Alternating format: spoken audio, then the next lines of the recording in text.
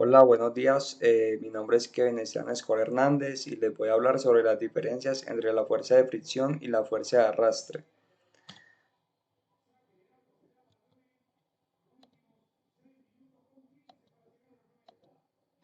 Bueno, por un lado tenemos la fuerza de fricción. Vemos el diagrama de cuerpo libre para un objeto que se desliza sobre una superficie lubricada.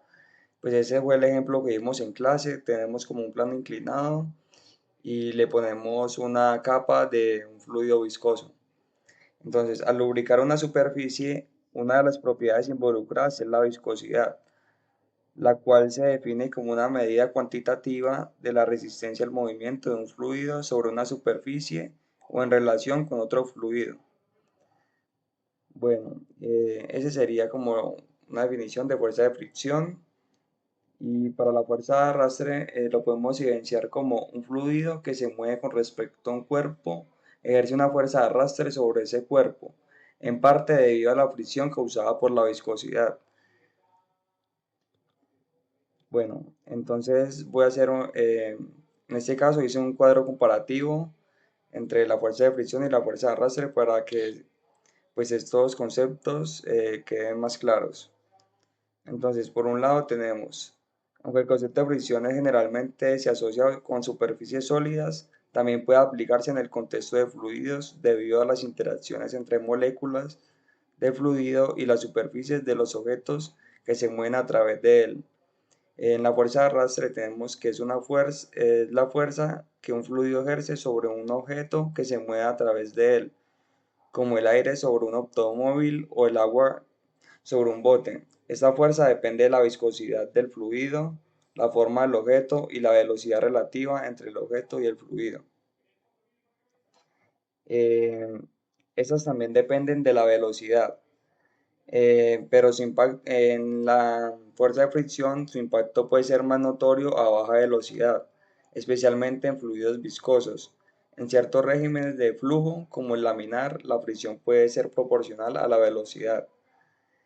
En la fuerza de arrastre también depende de la velocidad relativa entre el objeto y el fluido, pero en comparación de la de fricción, ese es más notorio a velocidades altas, la cual la fuerza de arrastre se vuelve más significativa y aumenta de manera cuadrática con la velocidad en muchos casos.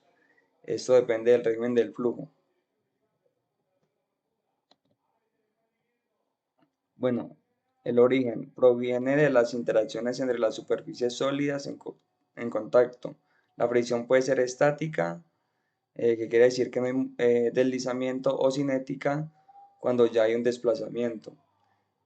Por otro lado, la fuerza de arrastre, esta se origina en las interacciones del objeto con las moléculas del fluido, por ejemplo el aire o el agua, como lo vimos en el ejemplo anterior, las cuales ejercen resistencia al movimiento del objeto dentro del fluido.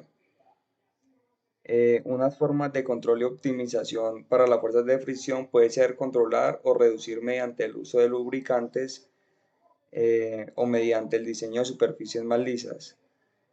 Y la fuerza de arrastre se puede controlar o optimizar mediante el diseño aerodinámico o hidrodinámico de los objetos, como el uso de formas más eficientes que minimizan el área frontal y reducen la turbulencia en el fluido. Bueno, los tipos de fuerzas de fricción. Está la estática, que ocurre cuando el objeto está en reposo y resiste el movimiento inicial. Está la fricción dinámica, que ocurre cuando el objeto está en movimiento, y la fricción viscosa, que es la resistencia cuando un objeto se mueve a través de un fluido. En la fuerza de arrastre está el arrastre viscoso. Ese tipo de arrastre se debe a la fricción interna entre las capas del fluido y de la superficie del objeto. Es más importante cuando el fluido es muy viscoso o cuando el objeto se mueve lentamente. Y también está el arrastre de presión. Ese arrastre es causado por la diferencia de presión que se genera entre la parte frontal del objeto y el fluido se comprime, generando una presión mayor, mientras que en la parte trasera el fluido se separa, generando una zona de baja presión. Bueno, ¿qué podemos concluir de estas dos fuerzas?